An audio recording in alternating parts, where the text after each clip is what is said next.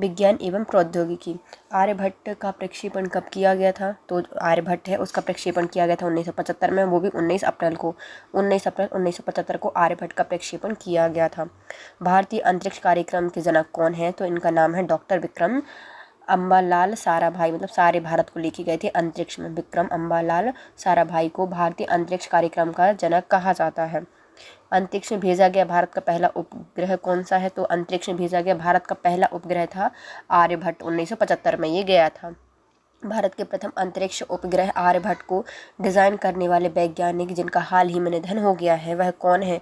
तो उनका नाम है प्रोफेसर यू आर राव। ये है जिन्होंने आर्यभट्ट का डिज़ाइन तैयार किया था, जिनका हाल ही में निधन हो गया है। भारत में अंतरिक्ष युग में प्रवेश किया था, तो भारत ने अंतरिक्ष के युग में प्रवेश किया था किसके साथ? तो ये आर्यभट्ट के प्रक्षेपण के साथ प्रवेश किया था। इनसैट 3C को प्रक्षेपित किया गया था। जो इनसैट 3C है उसको प्रक्षेपित किया गया था कहाँ से? कोरू से किया गया था। तो कोरे इनसैट कर दो, उनमें सेंड कर दो, जो ज़्यादा कोरे दिख रहे हैं उनमें सेट कर दो। तो इनसैट 3 को कहाँ से प्रक्षेपित किया गया था? तो कोरू से इसको प्रक्षेपित किया गया था।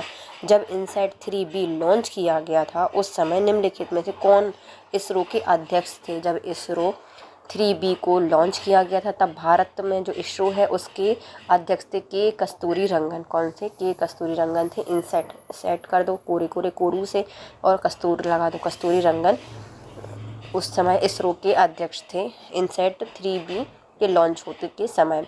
PSLV C-37 द्वारा एक ही उड़ान में 15 फरवरी 2017 को सफलतापूर्वक कितने उपग्रह प्रमोचित किए गए थे? तो उस समय 104 उपग्रहों को प्रमोचित किया गया था। PSLV C-37 द्वारा उड़ान में 15 फरवरी 2017 को सफलतापूर्वक उपग्रह प्रमोचित किए गए थे, 104 प्रमोचित किए गए थे। सूची 1 को सूची 2 से मिलानी है और बताना है कि कौन सा सही हो जाएगा। उपग्रह प्रक्षेपण यान SLV-3 को रोहिणी सैटेलाइट से प्रक्षेपित किया गया था। किससे? SLV-3 से रोहिणी को प्रक्षेपित किया गया था। संवर्धित उपग्रह प्रक्षेपण यान ASLV से शॉर्ट्स C को प्रक्षेपित किया गया था। संवर्धित उपग्रह प्रक्षेपण यान संबंधित है एसरोस से, शॉर्ट्स C से संबंधित है। ध्रुवीय उपग्रह प्रक्षेपण यान, तो ध्रुवीय उपग्रह प्रक्षेपण यान किससे संबंधित है? शॉर्ट C को किया गया था। और ध्रुवीय उपग्रह प्रक्षेपण यान से चंद्रयान PSLV से चंद्रयान बन गया था। ध्रुवीय उपग्रह प्रक्षेपण यान से PSLV चंद्रयान बन गया था। और भू समकालिक उपग्रह प्रक्षेपण यान एट्सू के द्वारा लॉन्च किया, मतलब एट्सू लॉन्च किया गया था। किससे? GSLV से। जी पढ़ लो भैया, थोड़ा सा जी पढ़ेंगे, एजुकेशन जरूरी है। एडूसेट GSLV से। PSLV से गया था चंद्रयान 1। ASLV से संबंधित था शॉर्ट्स C गया था। और SLV-3 से गया था रोहिणी। नाविक का फुल फॉर्म क्या है? तो जो नाविक है इसको क्या कहा जाता है? नाविक है navigation with Indian constellation, navigation with Indian constellation संबंधित है। नेविगेशन, नाविक का फुल फॉर्म क्या है? Navigation with Indian constellations. वह जंतु कौन सा है जिसने अंतरिक्ष में प्रथम यात्रा की थी? तो ये है हमारी लाइका नामक कुत्ता। निम्नलिखित कथनों पर में से कौन सा एक जनसंचार माध्यमों में बहुचर्चित प्रभाजी कक्षा बमबारी प्रणाली के आधारभूत विचार को सर्वोत्तम रूप से प्रतिबिंबित करता है? तो कौन सा एक जनसंचार माध्यमों में बहुचर्चित प्रभाजी कक्षीय बमबारी प्रणाली के आधारभूत विचार को सर्वोत्तम रूप में प्रतिबिंबित करता है? तो ये हो जाएगा प्रभाजी कक्षीय बमबारी प्रणाली। यह कोई मिसाइल को पृथ्वी के परितः किसी स्थिर कक्षा में स्थापित किया जाता है और वह पृथ्वी पर किसी यह लक्ष्य के ऊपर कक्षा को त्यागती है। तो कोई मिसाइल को पृथ्वी के परितः किसी स्थिर कक्षा में स्थापित किया जाता है और वह पृथ्वी पर किसी लक्ष्य के ऊपर कक्षा को त्याग जाती है या त्यागती है। निम्नलिखित में से किसके लिए GPS प्रयोग किया जाता है? GPS क्या है? ग्लोबल पोजिशनिंग सिस्टम GPS कहलाता है। Global positioning system GPS. Bharat के द्वारा प्रमोचित खगोलीय वेधशाला एस्ट्रोसैट के संदर्भ में निम्नलिखित में से कौन सा कथन सत्य है? किसके बारे में? तो जो हमारी भारत की खगोलीय वेधशाला है एस्ट्रोसैट, उसके बारे में कथन बताना है। यूएस और रूस के अतिरिक्त केवल भारत एकमात्र ऐसा देश है जिसने अंतरिक्ष में इसी प्रकार की वेधशाला प्रमोचित की है, तो ये गलत हो जाएगा। और दूसरा क्या कहता है? एस्ट्रोसैट 2000 किलोमीटर का एक उपग्रह है जो कि पृथ्वी की सतह के ऊपर 1650 किलोमीटर पर एक कक्षा पर स्थापित है, तो ये सही हो जाएगा। नहीं, ये भी गलत है, दोनों ही गलत है।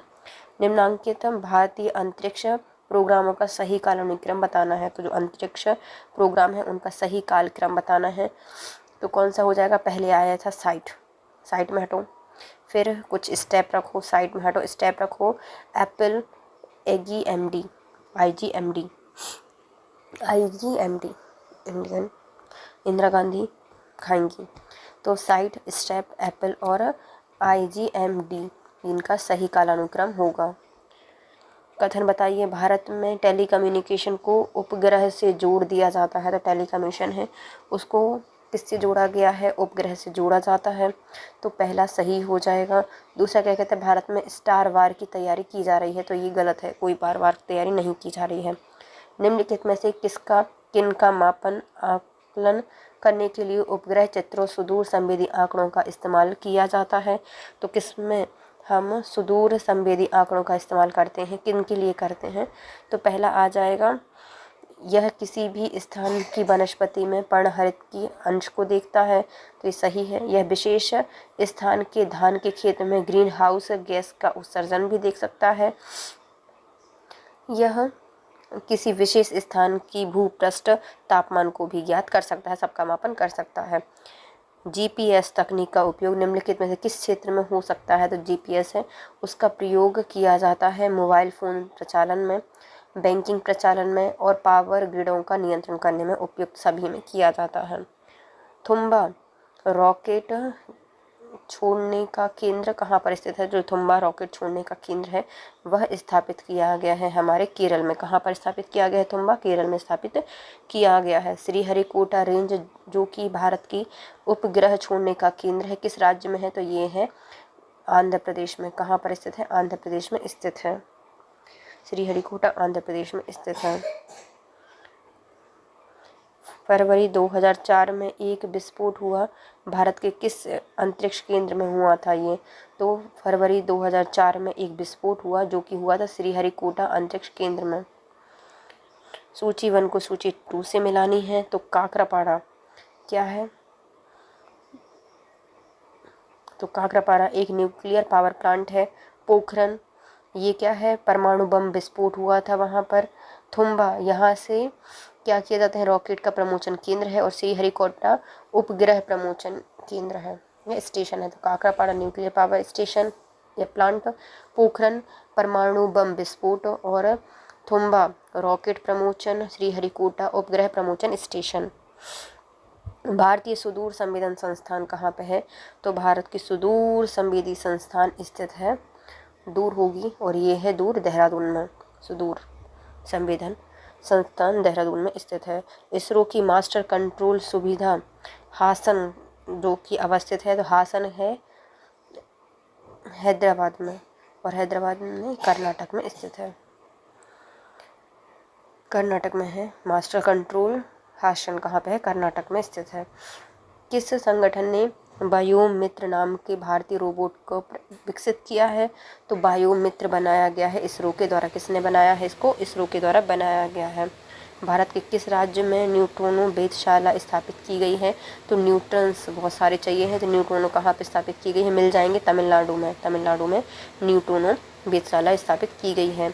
भारत के प्रथम laser interferometer gravitational wave observatory lab किस राज्य में स्थापित की गई है? तो इसको स्थापित किया गया है महाराष्ट्र में।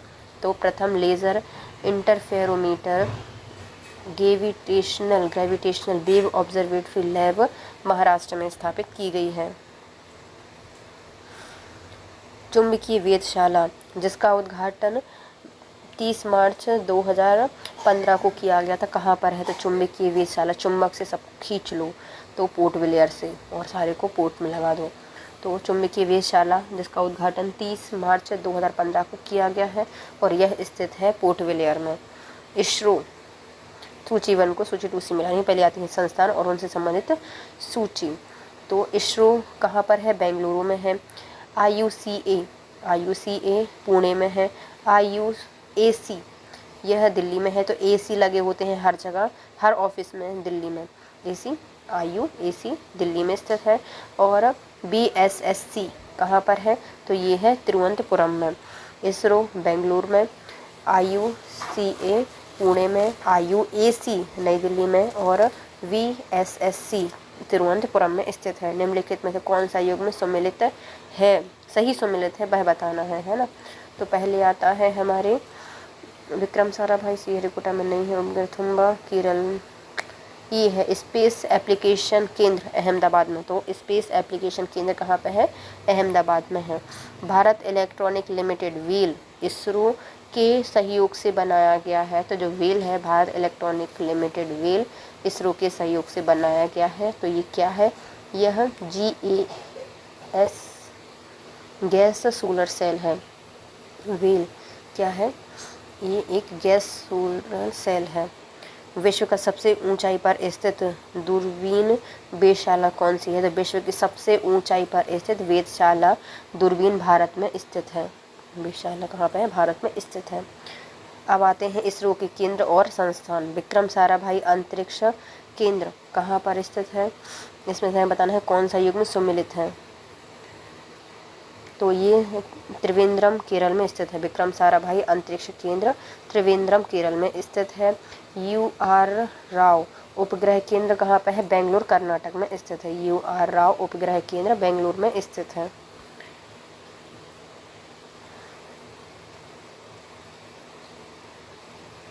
इसरो का पूरा नाम क्या है? इसरो का पूरा नाम है Indian space research organisation, ISRO का फुल फॉर्म है।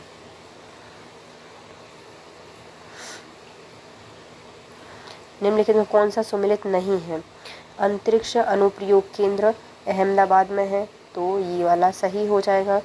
राष्ट्रीय दूर संवेदन केंद्र हैदराबाद में है, तो राष्ट्रीय दूर संवेदन राष्ट्रीय है तो हैदराबाद में है। भारतीय अंतरिक्ष अनुसंधान संगठन उपग्रह केंद्र श्रीहरिकोटा में है, तो ये वाला गलत हो जाएगा। और विक्रम साराभाई अंतरिक्ष केंद्र तिरुवनंतपुरम में है, ये सही है।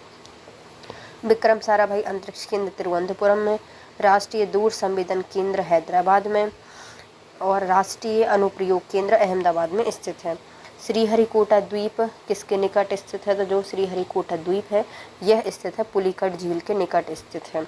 तिरुवनंतपुरम अवस्थित विक्रम साराभाई अंतरिक्ष केंद्र मुख्यतः संबंधित है। जो विक्रम साराभाई अंतरिक्ष केंद्र है, यह किससे संबंधित है? तो यह रॉकेट छोड़ने के लिए प्रणोदक के अनुसंधान से संबंधित है। रॉकेट छोड़ने के लिए प्रणोदक के अनुसंधान से संबंधित है विक्रम साराभाई अंतरिक्ष केंद्र। और यह उपग्रह प्रक्षेपण वाहनों के विकास से संबंधित है। क्या करता है? वाहनों का विकास भी करता है प्रक्षेपण यान के।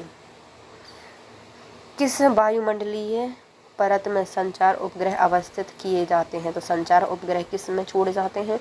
तो इनको छोड़ा जाता है एक्सोस्फीयर में छोड़े जाते हैं, बाहर मंडल में छोड़े जाते हैं। जितने भी संचार उपग्रह होते हैं एक्सोस्फीयर में छोड़े जाते हैं। नासा अमेरिकी अंतरिक्ष अभिकरण ने केपलर नामक दूरबीन का प्रवर्तन किया है। जानने के लिए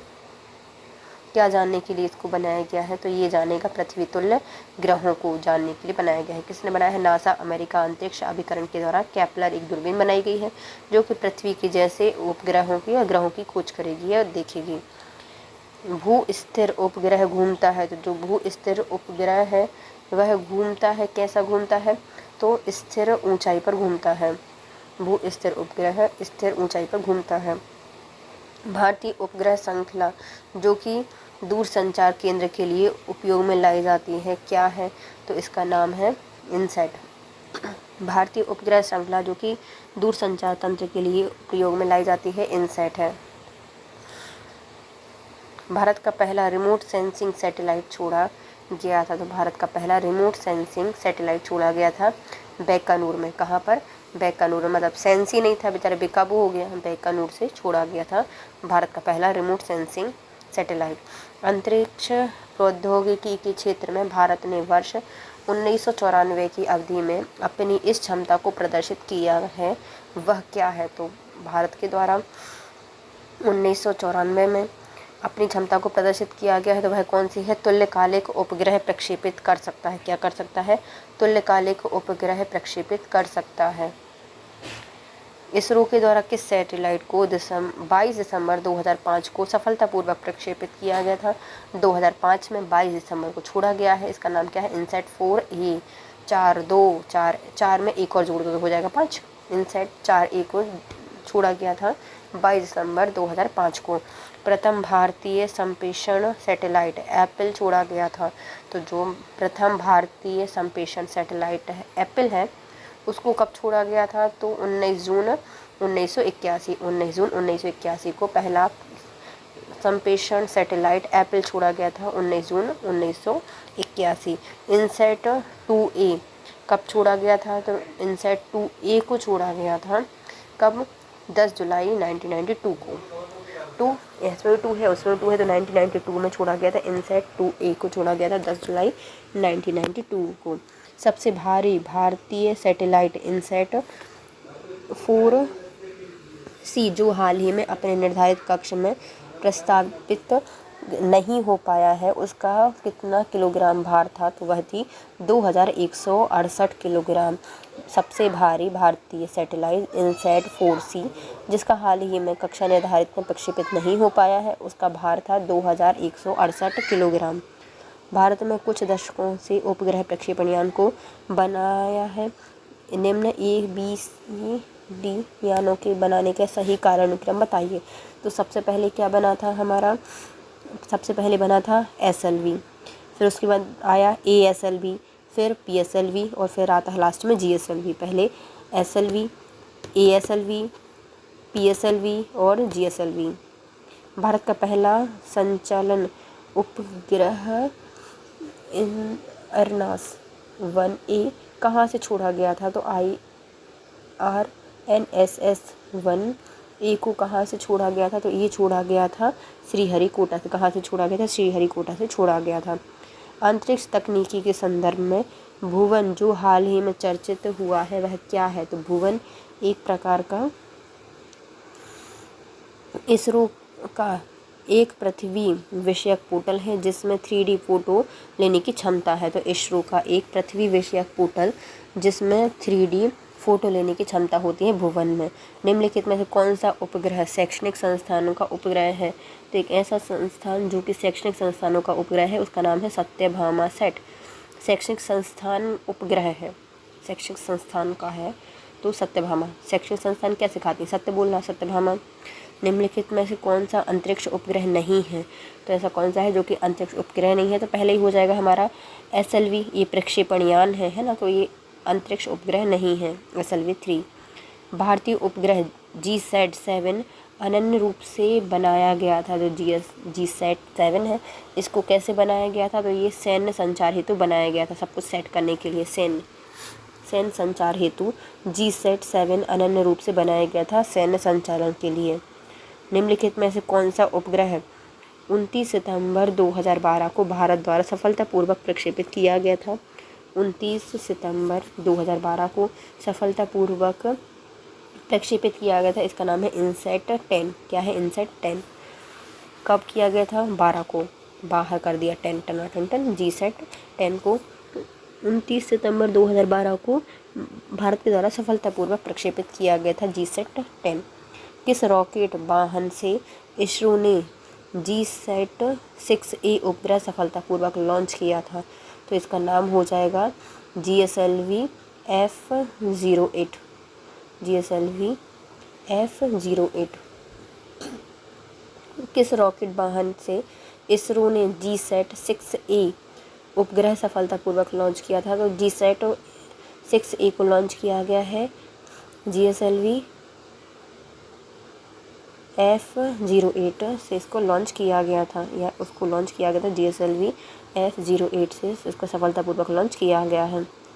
इसरो के द्वारा निर्मित कुछ उपग्रहों की सूची उनके प्रक्षेपण की दिनांक के साथ नीचे दिए गए हैं। उन उपग्रहों में से कौन सा 2 अपनी कक्षाओं तक पहुंचने में विफल रहे हैं? तो पहले आते हैं उपग्रह और उनसे संबंधित उनके प्रक्षेपण की दिनांक कब उसको प्रक्षेपित किया गया है।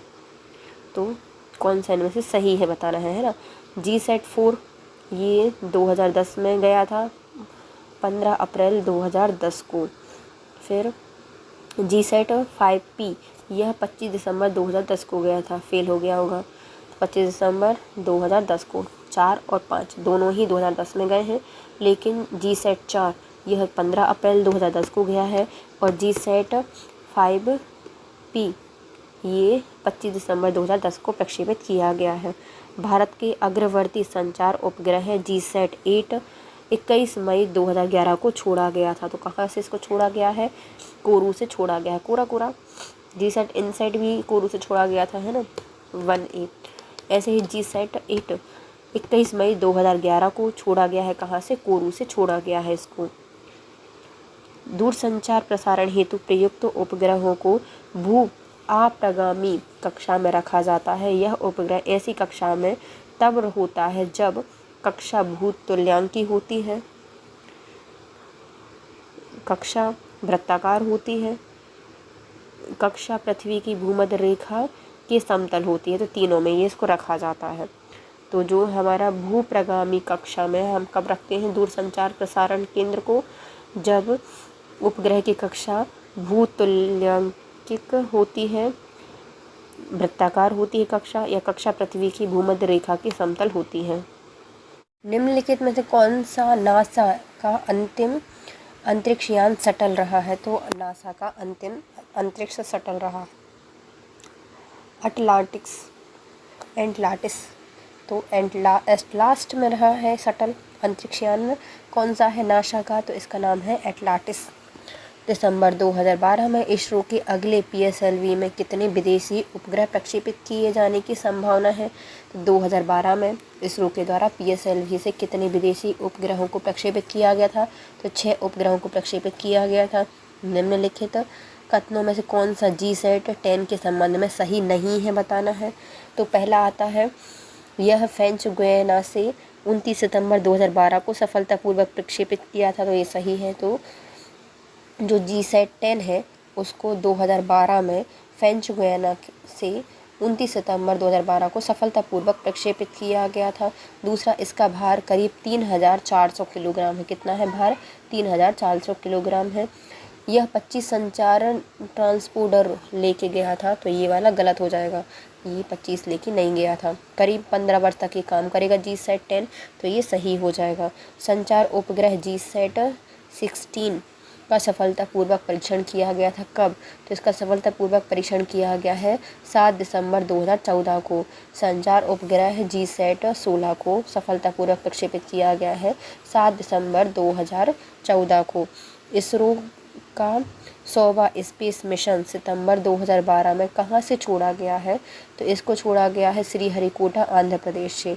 इसरो का 100वां स्पेस मिशन सितंबर 2012 में श्रीहरिकोटा आंध्र प्रदेश से छोड़ा गया है। स्पेस मिशन 100वां श्रीहरिकोटा आंध्र प्रदेश से इसको प्रक्षेपित किया गया है 2012 में। 30 जून 2014 को इसरो ने अन्य देशों के भी उपग्रहों के साथ PSLV-C-23 प्रक्षेपित किया। निम्नलिखित में से किस देश का उपग्रह इस प्रक्षेपण में शामिल नहीं था? तो इसमें शामिल नहीं था ऑस्ट्रिया का, जबकि जर्मनी, कनाडा और सिंगापुर के प्रक्षेपण यान गए थे। 30 जून 2014 को इसरो के द्वारा PSLV-C-23 से प्रक्षेपित किए गए। इसमें जर्मनी, कनाडा और सिंगापुर के उपग्रहों को प्रक्षेपित किया था, लेकिन ऑस्ट्रिया के उपग्रह नहीं गए थे। मार्च 2013 के अनुसार भारतीय अंतरिक्ष अनुसंधान संगठन इसरो और भारतीय अंतरिक्ष एजेंसी नासा ने निम्नलिखित में से कौन से वैज्ञानिक प्रयासों के सहयोग के लिए कार्यवाही या कार्यकारी समूह बनाने की सहमति जताई है? तो ये जताई है उपयुक्त सभी के लिए, है ना। तो 2013 के अनुसार भारतीय अंतरिक्ष अनुसंधान संगठन इसरो और जो अमेरिकी अंतरिक्ष एजेंसी नासा ने, इन्होंने वैज्ञानिक प्रयासों में सहयोग के लिए भावी चंद्र एवं मंगल मिशन को सहमति जताई है। तो ये सही हो जाएगा, चांद और मंगल पर जाएंगे दोनों मिलकर, इसरो और नासा। और मौसम विज्ञान एवं अंतरिक्ष में खोज करेंगे, सूर्य एवं ग्रहों से संबंधित भौतिकी का भी पता करेंगे, उपयुक्त सभी का ये कार्य करेंगे। हाल ही में चंद्रमा संगठन अन्वेषी मून इम्पैक्ट प्रोब चंद्रमा पर उतरा है। निम्नलिखित देशों में से किस देश ने इसी तरह की अन्वेषी चंद्रमा पर पहले उतारा था? तो ये है हमारा जापान। भारत ने हाल ही में एक चंद्रमा संगठन अन्वेषी मून इम्पैक्ट प्रोब चंद्रमा पर उतारा। इससे पहले ऐसा कौन कर चुका है? तो इससे पहले जापान भी अपना एक प्रोब चंद्रमा पर उतार चुका है। भारतीय उपग्रह श्रृंखला इनसैट एक उदाहरण है। इनसैट क्या करती है? तो यह मौसम विज्ञान संबंधी उपग्रह है। इनसैट सबको सेट करती है, मौसम सबका देखकर, मौसम विज्ञान से संबंधित है इनसैट। सैटेलाइट होता है, तो सैटेलाइट क्या होते हैं? तो सैटेलाइट अधिक ऊंचाई पर समताप मंडल में स्थित वायुपोत होते हैं। सैटेलाइट्स सबसे या अधिक ऊंचाई पर समताप मंडल में स्थित वायुपोत सैटेलाइट्स होते हैं। क्रायोजेनिक ताप में से आशय वह ताप होता है जो कि -150 डिग्री सेल्सियस से कम होता है। तो क्रायोजेनिक ताप से आशय वह तापमान होता है जो कि 150 डिग्री सेल्सियस से कम होता है। ताइवेन वन क्या है? तो जो ताइवेन वन है यह एक चीन का अंतरिक्ष यान है। ताइवेन वन क्या है? चीन का अंतरिक्ष यान। आर्कटिक की जलवायु की निगरानी के लिए किस देश ने अपना पहला उपग्रह आर्कटिका एम लॉन्च किया था? तो आर्कटिका एम को लॉन्च किया गया था रूस के द्वारा। तो पहला उपग्रह आर्कटिका एम किसने लॉन्च किया था? रूस के द्वारा। क्योंकि आर्कटिक वहीं तो है, रूस के पास में ही है, रूस ने सबसे पहले लॉन्च कर दिया। निम्नलिखित में से किस अंतरिक्ष एजेंसी ने यह घोषणा की है कि एक्यूलेट्स अंतरिक्ष यान को आगे बढ़ाने के लिए भाप का सफलतापूर्वक प्रयोग किया जाएगा? तो किसने कहा है? तो ये भैया जकास हो जाएगा भैया, यदि भाप से चलने लगा तो एक्यूलेट्स अंतरिक्ष यान को आगे बढ़ाने के लिए भाप का सफलतापूर्वक प्रयोग किया जाएगा, जकास का द्वारा, जकास के द्वारा ऐसा किया जाएगा, भाप का सफलतापूर्वक प्रयोग। विश्व अंतरिक्ष सप्ताह 2022 की थीम क्या थी? तो विश्व अंतरिक्ष सप्ताह की थीम रखी गई थी अंतरिक्ष और निरंतरता, अंतरिक्ष और निरंतरता इसकी थीम रखी गई थी।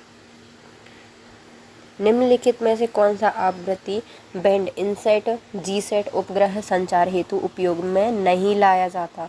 तो ऐसा कौन सा आवृत्ति बैंड है जो कि इनसैट जीसैट उपग्रह संचार हेतु प्रयोग में नहीं लाया जाता? तो इसका नाम हो जाएगा एमएफ।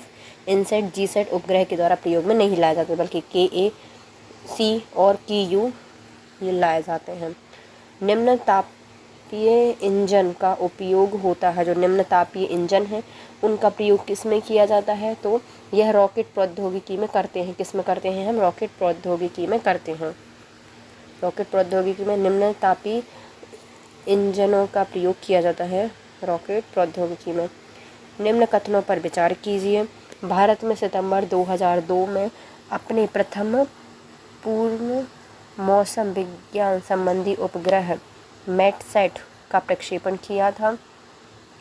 तो पहला क्या हो जाएगा? ये सही हो जाएगा कि भारत ने सितंबर 2002 में अपना पहला पूर्ण मौसम विज्ञान संबंधी उपग्रह मैटसैट, मतलब मौसम का मैटसैट प्रक्षेपण यंत्र प्रक्षेपित किया गया था। दूसरा, पहली बार अंतरिक्ष वाहन PSLV C4 ने भू समकालिक कक्षा 1000 किलोग्राम से अधिक आर्जक भार लेकर प्रवेश किया था। तो ये भी सही हो जाएगा। तो पहला क्या कहता है कि सितंबर 2002 में भारत ने अपना पूर्ण मौसम संबंधी उपग्रह मैटसैट को प्रक्षेपित किया था। पहली बार अंतरिक्ष वाहन PSLV C4 ने भू समकालिक कक्षा 1000 किलोग्राम के अधिक आर्जक भार लेकर प्रवेश किया था। तो ये भी सही हो जाएगा, दोनों ही सही हैं। निम्नलिखित कथनों पर विचार कीजिए। भूतुल्यकारी उपग्रह लगभग 10,000 किलोमीटर की ऊंचाई पर स्थापित किए जाते हैं। तो पहला क्या हो जाएगा, सही नहीं है, पहला सही नहीं कि भूतुल्यकाली उपग्रह 1,000 किलोमीटर की ऊंचाई पर स्थापित किए जाते हैं, पहला गलत है। संगीत के FM संचरण में उत्तम प्रकार का होने का कारण है कि वायुमंडलीय एवं कृत्रिम शोर जो कि सामान्यतः आवर्ती परिवर्तन के रूप में होता है, इसके लिए अधिक हानिकारक नहीं होता। संगीत में FM संचरण के उत्तम प्रकार का होने का कारण है वायुमंडलीय एवं कृत्रिम शोर जो कि सामान्यतः आवर्ती परिवर्तन के रूप में होता है, इससे अधिक हानिकारक नहीं होता। तो ये सही हो जाएगा, पहला गलत था, दूसरा सही हो जाएगा। भारतीय क्षेत्रीय संचालन उपग्रह प्रणाली IRNSS के संदर्भ में निम्नलिखित कथनों पर विचार कीजिए। IAS 2018 में आया था ये, है ना। तो क्या है, तो भारतीय क्षेत्रीय संचालन उपग्रह प्रणाली है। इसके बारे में कहा गया है कि ये क्या है, IRNSS तुल्यकाली कक्षाओं में 3 उपग्रह होते हैं और भूतुल्यकाली कक्षाओं में 4 उपग्रह होते हैं। तो IRNSS तुल्यकाली कक्षाओं में 3 उपग्रह होते हैं, जबकि जो भूतुल्यकाली कक्षा होती है इसमें 4 उपग्रह होते हैं, पहला सही है। निम्नलिखित में से किन क्रियाकलापों में भारतीय दूर संवेदन IRS उपग्रह का प्रयोग किया जाता है? तो इसका प्रयोग किया जाता है फसलों की उपज का आकलन करने में, भूजल ग्राउंड वाटर संसाधनों का स्थान निर्धारण करने में और खनिज का अन्वेषण करने में, तीनों में इसका प्रयोग किया जाता है। जो भारतीय दूर संवेदन है IRS उपग्रह है, उसका प्रयोग किया जाता है फसलों की उपज का आकलन करने में, भूजल अंडर वाटर या ग्राउंड वाटर संसाधनों का स्थान निर्धारित करने में और खनिजों का अन्वेषण करने में इसका प्रयोग किया जाता है। भारत के उपग्रह प्रमोचित करने वाले वाहनों के संदर्भ में निम्नलिखित कथनों पर विचार कीजिए। तो भारत में जो उपग्रह प्रमोचित किए गए वाहन हैं उसमें PSLV से वे उपग्रह प्रमोचित किए जाते हैं जो पृथ्वी के संसाधनों की मॉनिटरिंग में उपयोगी होते हैं। तो जो कि पृथ्वी के संसाधनों की मॉनिटरिंग के लिए उपयोगी होते हैं वो ही PSLV से प्रक्षेपित किए जाते हैं, जबकि GSLV से मुख्यतः संचार उपग्रह को ही प्रमोचित किया जाता है। GSLV से क्या भेजे जाते हैं, जो संचार उपग्रह हैं उनको ही प्रमोचित किया जाता है। तो पहला सही हो जाएगा, PSLV से संसाधन और GSLV से संचार उपग्रह को प्रमोचित किया जाता है। न्यून तापमानों क्रायोजेनिक्स का अनुप्रयोग क्या होता है? तो जो क्रायोजेनिक होते हैं भाई क्या करते हैं, अंतरिक्ष यात्रा, चुंबकीय प्रोत्स्थापन एवं दूरमिति से संबंधित होते हैं, में उपयोगी होते हैं। अंतरिक्ष यात्रा, न्यून तापमानों क्रायोजेनिक्स का अनुप्रयोग अंतरिक्ष यात्रा में, चुंबकीय प्रोत्स्थापन में और दूर मिति में इसका प्रयोग किया जाता है। निम्न तापी इंजन प्रयोग में लाए जाते हैं। जो निम्न तापी इंजन होते हैं उनका प्रयोग किसमें किया जाता है, द्रव ऑक्सीजन ऑक्सीकारक के रूप में तथा द्रव हाइड्रोजन ईंधन के रूप में किया जाता है। तो न्यून तापी इंजन प्रयोग में लाए जाते हैं, किसके लिए, तो यह द्रव ऑक्सीजन ऑक्सीकारक के रूप में प्रयोग होता है और जो द्रव हाइड्रोजन है वह ईंधन के रूप में होता है। निम्नलिखित सिद्धांत पर रॉकेट कार्य करता है। तो ऐसा कौन सा सिद्धांत है जिस पर रॉकेट कार्य करता है, तो वो हो जाएगा हमारा संवेग संरक्षण का नियम पर रॉकेट काम करता है। जेट इंजन और रॉकेट के बारे में निम्नलिखित कथनों पर विचार कीजिए। जेट इंजन और रॉकेट में क्या डिफरेंस है ये बताना है। तो पहला, जेट इंजन अपनी ऑक्सीजन आपूर्ति के लिए परिवेश की वायु का प्रयोग करते हैं, अतः अंतरिक्ष में गति के लिए अनुपयुक्त होते हैं। तो पहला क्या हो जाएगा, सही हो जाएगा कि जेट इंजन क्या करते हैं, ऑक्सीजन की आपूर्ति परिवेश की वायु का प्रयोग करते हैं और अंतरिक्ष में गति का अनुपयुक्त होते हैं। रॉकेट अपनी ऑक्सीजन आपूर्ति गैस के रूप में तथा ईंधन के रूप में ले जाते हैं। तो ये गलत हो जाएगा, पहला सही है। निम्नलिखित कथनों पर विचार कीजिए। वर्ष 2006 में भारत ने रॉकेट कार्यक्षेत्र में पूर्ण निम्न ताप अवस्था का सफल परीक्षण किया था। तो पहला क्या हो जाएगा, सही हो जाएगा, पहले ही सही है कि 2006 में भारत ने रॉकेट कार्यक्षेत्र में पूर्ण निम्न ताप अवस्था का सफलतापूर्वक परीक्षण किया था। चंद्रयान 1 का प्रक्षेपण किया गया था। जो चंद्रयान 1 है उसका प्रक्षेपण कहाँ से किया गया था, तो ये तमिलनाडु से किया गया था। चंद्रयान 1 का प्रक्षेपण तमिलनाडु से। भारत में चंद्र मिशन का अंतरिक्ष यान का नाम क्या है? तो चंद्र मिशन का नाम है अंतरिक्ष चंद्रयान 1। चंद्रयान 2 अभियान के संबंध में क्या सही नहीं है? तो चंद्रयान 2 अभियान के संबंध में क्या सही नहीं है? तो यह इसकी स्वीकृति प्रधानमंत्री मनमोहन सिंह के द्वारा दी गई थी, तो ये सही है। इससे भेजे गए रोवर का नाम प्रज्ञान था, तो ये भी सही है। इस अभियान में विक्रम लैंडर का इस्तेमाल किया गया था, सही है। यह अभियान चंद्रमा के उत्तरी ध्रुव के अन्वेषण के लिए लक्षित किया गया था, तो ये गलत है, तीसरा गलत हो जाएगा। जुलाई 2019 में अंतरिक्ष यान चंद्रयान 2 को किस भारतीय राज्य से प्रक्षेपित किया गया था? जुलाई 2019 में अंतरिक्ष यान चंद्रयान 2 को किस भारतीय राज्य से प्रक्षेपित किया गया था? तो इसको प्रक्षेपित किया था आंध्र प्रदेश से। चंद्रयान 2 को आंध्र प्रदेश से प्रक्षेपित किया था। चंद्रयान 2 अंतरिक्ष यान को प्रक्षेपित करने के लिए इसरो द्वारा किस जियोसिंक्रोनस उपग्रह प्रक्षेपण यान का प्रयोग किया गया था? तो ये प्रक्षेपित किया गया था GSLV Mk3M1 से। चंद्रयान 2 अंतरिक्ष यान को प्रक्षेपित करने के लिए इसरो द्वारा किस जियोसिंक्रोनस उपग्रह प्रक्षेपण यान का प्रयोग किया गया था? GSLV Mk3M1 से। निम्नलिखित में से किसका दिसंबर 2014 में भारत द्वारा सफलतापूर्वक प्रक्षेपण किया गया है? तो भारत के द्वारा प्रक्षेपित किया गया है GSLV 3। दिसंबर 2014 को भारत द्वारा सफलतापूर्वक प्रक्षेपण किया गया था GSLV 3। भारत ने अपने मंगल ग्रह ऑर्बिटल मिशन को श्रीहरिकोटा से सफलतापूर्वक प्रक्षेपित किया है, तो किसको प्रक्षेपित किया है? ये है हमारा 5 नवंबर 2013 को। भारत ने अपने मंगल ग्रह ऑर्बिटल मिशन को श्रीहरिकोटा से सफलतापूर्वक प्रक्षेपित किया है 5 नवंबर 2013 को। कब किया है? 5 नवंबर 2013 को किया है। अगस्त 2016 में चीन ने मिसियस उपनाम से एक प्रणाली विकसित की है, जो कि क्या है? मिसियस नाम से, तो वह एक क्वांटम उपग्रह संचार प्रणाली है, क्वांटम से है ना। तो किसके द्वारा की गई है? तो इसरो के द्वारा एक मिस्टीरियस उपनाम से एक प्रणाली विकसित की है, जो कि क्या है? एक क्वांटम उपग्रह संचार प्रणाली है। चंद्रमा पर जाने के लिए दुनिया की पहली प्राइवेट फ्लाइट योजना का नाम क्या है? तो चंद्रमा पर जाने के लिए पहली प्राइवेट फ्लाइट का नाम है मून एक्सप्रेस। क्या नाम है इसका? मून एक्सप्रेस नाम है।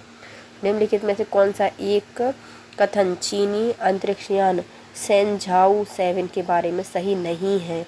तो ये हो जाएगा हमारा, इसके 4 अंतरिक्ष यात्री थे, तो पहला गलत हो जाएगा। इसको लॉन्च मार्च 2F नामक रॉकेट से छोड़ा गया था, तो ये सही है। इसको पहली बार चीनी अंतरिक्ष यात्रियों ने अंतरिक्ष में स्पेस वॉक किया था। अंतरिक्ष यात्री सकुशल पृथ्वी पर लौटे थे। तो जो चीनी अंतरिक्षयान है सेंझाऊ 7, इसके बारे में क्या क्या सही है ये बताना है ना। तो ये लॉन्ग मार्च 2F नामक रॉकेट से छोड़ा गया था। पहली बार चीनी अंतरिक्ष यात्रियों ने अंतरिक्ष में स्पेस वॉक किया था। अंतरिक्ष यात्री सकुशल पृथ्वी पर लौट आए थे। ग्रीन्स लाइटनिंग 10 LG-10 जिसका हाल ही में समाचारों में उल्लेख किया गया है, ये क्या है? तो यह एक प्रकार का नासा द्वारा प्रक्षेपित विद्युत विमान है। क्या है? नासा द्वारा विद्युत विमान है परिक्षेपित।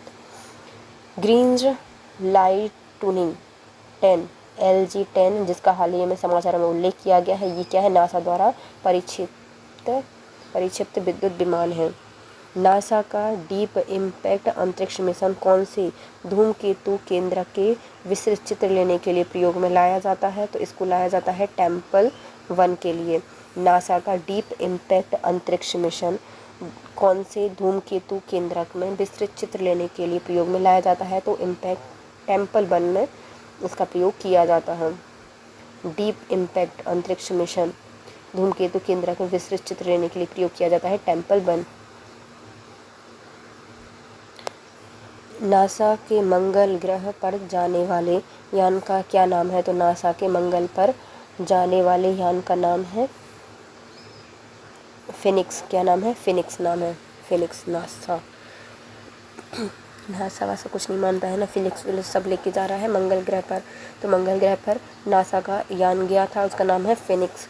मंगल ग्रह पर जनवरी 2004 में पहुंचने वाले पहले अमेरिकन रोवर का नाम क्या है? तो मंगल ग्रह पर 2004 में गया था एक रोवर, अमेरिकन रोवर था, जिसका क्या नाम था? उसका नाम रखा गया था स्प्रिट। अमेरिका का रोवर गया था मंगल ग्रह पर 2004 में, इसका नाम था स्प्रिट। नासा के अनुसार मंगल ग्रह पर उपस्थित जीवन के अब तक पाए गए लक्षण में शामिल है। तो जो नासा है उसके अनुसार मंगल ग्रह पर जो जीवन उपस्थित है उसमें क्या बताया गया है? तो इसमें जल, जिप्सम और मीथेन है। तो नासा है उसने बताया है कि मंगल ग्रह पर क्या क्या उपस्थित है, जल है, जिप्सम है और मीथेन हमें मिल जाएगा वहाँ से। नासा के किन अंतरिक्ष यानों ने चंद्रमा पर जल के होने की पुष्टि की है? तो नासा के अंतरिक्ष यान के द्वारा चंद्रमा पर जल की होने की पुष्टि की गई है और ये है सोफिया ने बताया है। तो जाके गई वो वहाँ पे बैठी और सोफा में जैसे बैठी और पानी आ गया। तो चंद्रमा पर जल होने की पुष्टि किसके द्वारा की गई है? सोफिया के द्वारा की गई है। अमेरिकी पत्रिका विज्ञान द्वारा 26 जुलाई 2018 को जारी रिपोर्ट के अनुसार एक विशाल भूमिगत झील का पता किस ग्रह पर चला है? तो 26 जुलाई 2018 को जारी एक सूचना या रिपोर्ट के अनुसार एक विशाल भूमिगत झील का पता चला है हमें कहाँ पर? मंगल पर पता चला है। किसके द्वारा? तो विज्ञान पत्रिका के द्वारा बताए गए थे। अमेरिका की पत्रिका है, 2018 में बताई थी। इनमें एक विशाल भूमिगत झील मिली है जिसका नाम क्या है? मतलब मंगल ग्रह पर मिली है। अंतरिक्ष यान डिस्कवरी जिसे 4 जुलाई 2006 में अंतरिक्ष में प्रक्षेपित किया गया था, ईंधन टैंक को भरा गया था। किसके ईंधन टैंक को भरा गया है इसमें? तो द्रव हाइड्रोजन और द्रव ऑक्सीजन के मिश्रण से। अंतरिक्ष यान डिस्कवरी जिसे 4 जुलाई 2016 को अंतरिक्ष यान डिस्कवरी जिसे 4 जुलाई 2016 को अंतरिक्ष में प्रक्षेपित किया गया, इसमें ईंधन टैंक को भरा गया था। इसमें द्रव हाइड्रोजन और द्रव ऑक्सीजन के मिश्रण से भरा गया था। द्रव हाइड्रोजन और द्रव ऑक्सीजन के मिश्रण से भरा गया था। निम्नलिखित में से किस नाम का जानवर 3 नवंबर 1957 को अंतरिक्ष में भेजा गया था? तो किसको भेजा था? लाइका को भेजा था 1957 में। 3 नवंबर को अंतरिक्ष में भेजा गया था जानवर, इसका नाम था लाइका। पहला आदमी जिसने चांद पर अपना पैर रखा था, इनका नाम था नील आर्मस्ट्रॉन्ग, जो कि चांद पर अपना पहला पैर रखने वाले थे, नील आर्मस्ट्रॉन्ग। चंद्र कक्षीय मिशन सेलिन 1 निम्नलिखित में से किस एक का नाम है? तो सेलिन 1 किससे संबंधित है?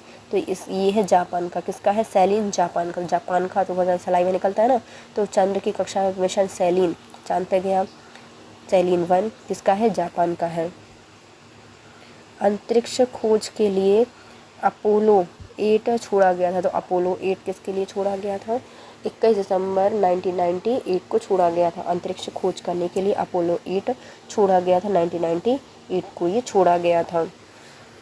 वह प्रयोग जिससे 3 ऐसे अंतरिक्ष यानों को काम में लाएगा जो कि एक समबाहु त्रिभुज की आकृति में उड़ान भरेंगे,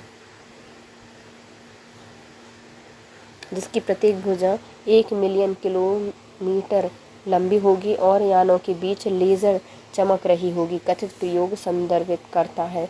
तो ये क्या संदर्भित करता है? ये बताता है इम्बोल्ड लाइजर बताता है, जो कि क्या बताता है?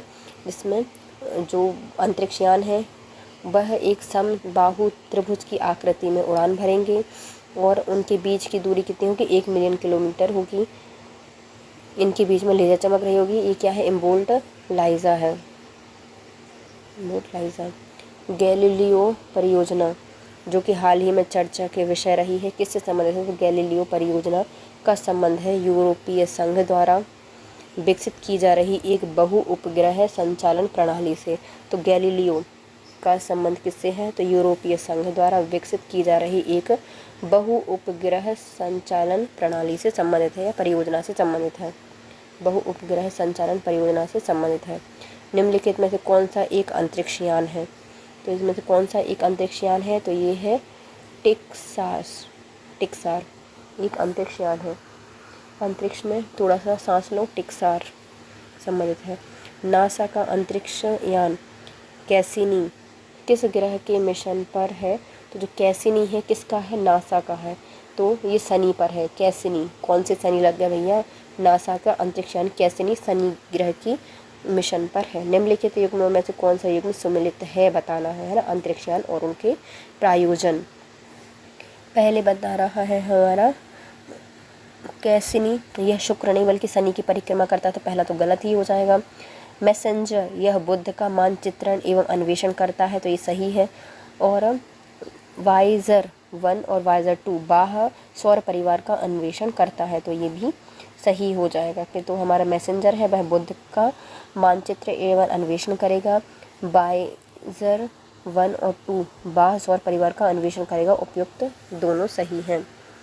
कथन और कारण बताने हैं। अंतरिक्ष यान पृथ्वी पर उतरने के समय कुछ क्षण के लिए भू स्टेशन से रेडियो संपर्क खो देता है, तो पहला क्या हो जाएगा, इसका सही हो जाएगा कि जब अंतरिक्ष यान पृथ्वी पर उतरते हैं तो कुछ समय के लिए भू स्टेशन से अपना रेडियो संपर्क खो देते हैं। कारण क्या है, जब एक अंतरिक्ष यान पृथ्वी के वायुमंडल में प्रवेश करता है तो यान की सतह का ताप बढ़ जाता है, जिससे उसके चारों ओर वायु आयनित हो जाती है, इस कारण से वह सिग्नल खो देता है। दोनों ही सही है और सही कारण बता रहा है, व्याख्या भी कर रहा है। किस अंतरिक्ष एजेंसी ने हाल ही में उपग्रह को ले जाने वाले विश्व के सबसे छोटे रॉकेट का सफलतापूर्वक प्रक्षेपण किया है, तो इसका नाम है जाक्सा। अंतरिक्ष एजेंसी जो कि उपग्रह पर ले जाने वाली विश्व के सबसे छोटे रॉकेट का सफल परीक्षण किया है, जाक्सा ने किया है। सीनेस किस देश की अंतरिक्ष एजेंसी है, सीनेस अंतरिक्ष एजेंसी है फ्रांस की, किसकी है, फ्रांसी है। नासा की जेट प्रोपल्शन लेबोरेटरी स्थित है, तो जो हमारी नासा की जेट प्रोपल्शन लेबोरेटरी है यह संबंधित है हमारे पासाडेना से। प्रोपल्शन जो होते हैं जेट के, नासा की कहाँ पे बनते हैं, पासाडेना से बनते हैं, पासाडेना बनते हैं प्रोपल्शन लेबोरेटरी नासा की। अंतर्राष्ट्रीय अंतरिक्ष स्टेशन पर किसी नासा के अंतरिक्ष यात्री द्वारा सबसे लंबी अंतरिक्ष यात्रा का रिकॉर्ड बनाया गया है, तो इनका नाम है मैक वेंड हे। अंतरिक्ष स्टेशन पर, अंतर्राष्ट्रीय अंतरिक्ष स्टेशन पर किसी नासा के अंतरिक्ष यात्री के द्वारा सबसे लंबी अंतरिक्ष यात्रा का रिकॉर्ड बनाया गया है, इनका नाम है मार्क वेंड हे। चीन के तियांगोंग अंतरिक्ष स्टेशन के हाल ही में लॉन्च किए गए अंतिम मॉड्यूल का नाम क्या है, तो चीन के तियांगोंग अंतरिक्ष स्टेशन के हाल ही में लॉन्च किए गए अंतिम मॉड्यूल का नाम रखा गया है मैंगटियन। क्या नाम रखा गया है, मैंगटियन नाम रखा गया है। चीन के हैं तियांगोंग अंतरिक्ष स्टेशन के हाल ही में लॉन्च किए गए मॉड्यूल का नाम है मैंगटियन। अभी हाल में बना है तो क्या होगा, महंगा ही होगा। तियांगोंग स्टेशन से हाल ही में लॉन्च किया गया मैंगटियन।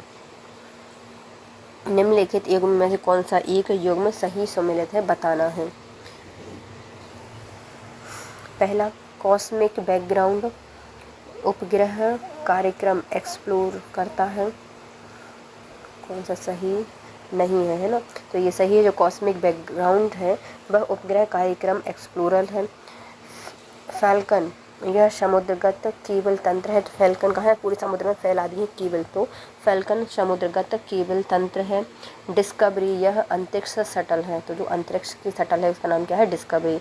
कॉस्मिक बैकग्राउंड उपग्रह कार्यक्रम एक्सप्लोरर है, सही है। फाल्कन समुद्रगत केबल तंत्र है, ये भी सही है। डिस्कवरी अंतरिक्ष शटल है, ये भी सही है। लेकिन तो एटलांटिस एक अंतरिक्ष स्टेशन नहीं है, गलत हो जाएगा, डी वाला है ना। निम्नलिखित में से किस देश में किसी एक के पास अपनी उपग्रह मार्ग निर्देशिका नेविगेशन प्रणाली है, तो ऐसा कौन सा देश है जिसमें अपनी उपग्रह मार्ग निर्देशिका स्थित है या नेविगेशन प्रणाली स्थित है, तो ये हो जाएगा कनाडा। कनाडा के पास खुद की स्वयं की मार्ग निर्देशन या नेविगेशन प्रणाली है कनाडा के पास। निसार उपग्रह निम्नलिखित में से किस संगठन द्वारा संयुक्त रूप से विकसित किया गया है। जो निसार है उसको किसके द्वारा बनाया गया है, तो इसरो और नासा के द्वारा बनाया गया है निसार। निस नासा और आर इसरो। निस्टार किसके द्वारा बनाया गया है? इसरो और नासा के द्वारा बनाया गया है।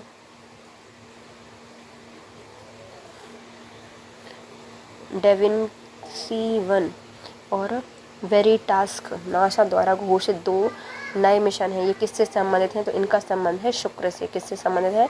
शुक्र से संबंधित है। देविन्सी देव से इनकी, वेरिटास अच्छी टसीज है, नासा द्वारा घोषित किए गए हैं और ये शुक्र के हैं। देविन्सी प्लस और वेरिटास ये नासा के उपग्रह हैं जो कि शुक्र से संबंधित है। किससे संबंधित है? शुक्र से संबंधित है। कृत्रिम उपग्रह पृथ्वी से सुस्पष्टता से ट्रैक किया जा सकता है। तो ऐसे कृत्रिम उपग्रह पृथ्वी से सुस्पष्टता हम ट्रैक कर सकते हैं। किसके द्वारा? तो इसको हम डॉपलर प्रभाव के द्वारा इनको ट्रैक कर सकते हैं। GSLV-D2 जो कि हाल ही में कक्षा से प्रक्षेपित किया गया है।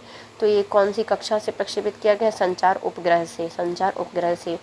GSLV-D2 जो हाल ही में कक्षा में प्रक्षेपित किया गया है वह संचार उपग्रह है। क्या है? संचार उपग्रह है। निम्नलिखित कथनों पर विचार कीजिए। विज्ञान रेल वैज्ञानिक औद्योगिकी अनुसंधान परिषद द्वारा आयोजित पहियों पर विज्ञान प्रदर्शनी है। तो पहला क्या हो जाएगा? ये सभी गलत हैं। विज्ञान रेल विज्ञान औद्योगिकी अनुसंधान परिषद द्वारा आयोजित पहियों का विज्ञान प्रदर्शनी है, तो गलत है। विज्ञान प्रसार मानव संसाधन विकास मंत्रालय द्वारा अधीन एक स्वायत्त निकाय है, तो ये भी गलत है। और इसरो का शैक्षणिक उपग्रह है एडुसैट 2004 में फ्रेंच गुयाना से छोड़ा गया था, तो ये भी गलत है। तो इनमें कौन सा सही है? तो इनमें से कोई भी सही नहीं है। शैक्षणिक सेवाओं के लिए उपग्रह एडुसैट अंतरिक्ष में भेजने में भारत पहला राष्ट्र होगा। यह उपग्रह कब प्रक्षेपित किया गया था? तो इसको प्रक्षेपित किया गया था 20 सितंबर 2004 को। शैक्षणिक सेवाओं के लिए उपग्रह एडुसैट अंतरिक्ष में भेजने में भारत पहला राष्ट्र हुआ था। यह कब प्रक्षेपित किया गया था? 20 सितंबर 2004 को एडुसैट भेजा गया था। 20 सितंबर 2004 को भेजा गया था भारत के द्वारा। चंद्र एक्सरे दूरबीन का नाम किस वैज्ञानिक के नाम पर रखा गया है? जो चंद्रा दूरबीन है इसका नाम रखा गया है सुब्रमण्यम चंद्रशेखर के नाम पर। चंद्रा एक्सरे दूरबीन का नाम सुब्रमण्यम चंद्रशेखर के नाम पर रखा गया है। भूस्थैतिक स्थिति क्या है? तो जो भूस्थैतिक स्थिति है वह बताती है जब कोई पदार्थ पृथ्वी के चारों ओर पृथ्वी की गति के समानुपाती उस गति से चलता है कि वह पृथ्वी पर स्थित किसी स्थान में निश्चित दूरी पर हो, तो उसे क्या कहा जाता है? उसे भूस्थैतिक कहा जाता है। तो भूस्थैतिक स्थिति क्या होती है? तो जब भी कोई पृथ्वी के चारों ओर पृथ्वी की गति के समानुपाती उसी गति से चलता है कि वह पृथ्वी पर स्थित किसी स्थान से निश्चित दूरी पर हो। अब आती है सूची 1 को सूची 2 से मिलानी है। तो पहला क्या कहता है? Curiosity rover. जो क्यूरियोसिटी रोवर है इसका संबंध किससे है? तो इसका संबंध है US का। यह मंगल ग्रह अन्वेषी है। तो मंगल ग्रह के बारे में सबको ज़्यादा क्यूरियोसिटी रहती है, तो क्यूरियोसिटी किसका है? USA का है और मंगल का अन्वेषी अंतरिक्ष यान है। फिर आता है मैसेंजर। मैसेंजर किससे संबंधित है? तो ये है हमारे बुध से संबंधित है। मैसेंजर नासा का है और मैसेज भेजा है बुध को, तो बुध ग्रह अन्वेषी है। मैसेंजर क्या है? नासा का बुध ग्रह अन्वेषी अंतरिक्ष यान है। फिर आता है रुस्तम। रुस्तम क्या है? यह एक टैबलेट है। रुस्तम क्या है? नहीं, रुस्तम DRDO का एक मानव रहित वायुयान है। रुस्तम क्या है? DRDO के द्वारा बनाया गया मानव रहित वायुयान है। मतलब रुस्तम यदि मार्केट में आ गया ना तो मानव से रहित हो जाएगा पूरा मार्केट, सब डर जाएंगे। DRDO का मानव रहित वायुयान है रुस्तम 1। फिर आता है आकाश 2। ये किससे संबंधित है? आकाश 2 का संबंध है, ये टैबलेट है। तो आकाश क्या करता है? 2 टैबलेट खाता है। आकाश 2 टैबलेट। तो क्यूरियोसिटी इसरो का है, इसरो का नहीं है, नासा का है, USA का है मंगल अन्वेषी। फिर मैसेंजर नासा का है बुध अन्वेषी उपग्रह है। रुस्तम DRDO का मानव रहित वायुयान है। और जो आकाश 2 अंतरिक्ष यान है वह रोवर 1 मतलब टैबलेट है उससे संबंधित है। टिम्पिक निम्नलिखित में से किस रूप में जाना जाता है? जो टिम्पिक है उसका संबंध है अंतरिक्ष यात्रियों से। टिम्पिक अंतरिक्ष यात्री से संबंधित है। टिम्पिक पिक करो, अंतरिक्ष यात्रियों को टिक टिक टिक टिमटिमाते हैं। तो तारे अंतरिक्ष में यात्री कैसे करते हैं? पिक करते हैं। टिम्पिक किससे संबंध है? अंतरिक्ष यात्री से। निम्नलिखित में से कथनों पर विचार कीजिए। इसरो द्वारा प्रमोचित मंगलयान के बारे में बताना है ना। तो पहला क्या कहता है? इसरो द्वारा प्रमोचित मंगलयान को मार्स ऑर्बिटल मिशन भी कहा जाता है, MOM भी कहा जाता है। तो पहला सही हो जाएगा। यह इसरो USA के बाद मंगल के चारों ओर अंतरिक्ष को चक्रण करने वाला दूसरा देश बना है। तो ये गलत हो जाएगा। चंद्रयान ने भारत को एकमात्र ऐसा देश बना दिया है जिसने अपने अंतरिक्ष यान को मंगल के चारों ओर चक्रण कराने में पहली बार में ही सफलता प्राप्त की है। तो ये सही हो जाएगा और ये चौथा वाला देश बना था। सूची 1 को सूची 2 से मिलानी है। पहले आते हैं अंतरिक्ष मिशन और उनसे संबंधित खोज।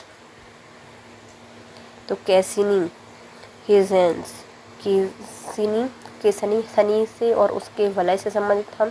तो कैसिनी हिजेंस शनि और उसके वलय से संबंधित है। जूनो तो भैया सब झुकते हैं अब किसके पास? बृहस्पति जी के पास। बृहस्पति गुरु हैं देवताओं के। तो जूनो बृहस्पति से संबंधित है। ऑर्टेमिस मानव ने मिस कर दिया क्या? चंद्रमा से मंगल तक का ऑर्टेमिस मानव अंतरिक्ष उड़ान है, चंद्रमा से मंगल तक की ऑर्टेमिस। वेरिटास है क्या? शुक्रिया करना, वेरिटफ है ना। वेरिटास किससे संबंधित है? शुक्र ग्रह से संबंधित है। इसके साथ आज का वीडियो होता है complete guys. If you like my video please share, subscribe and comment. Thank you so much guys, have a nice day.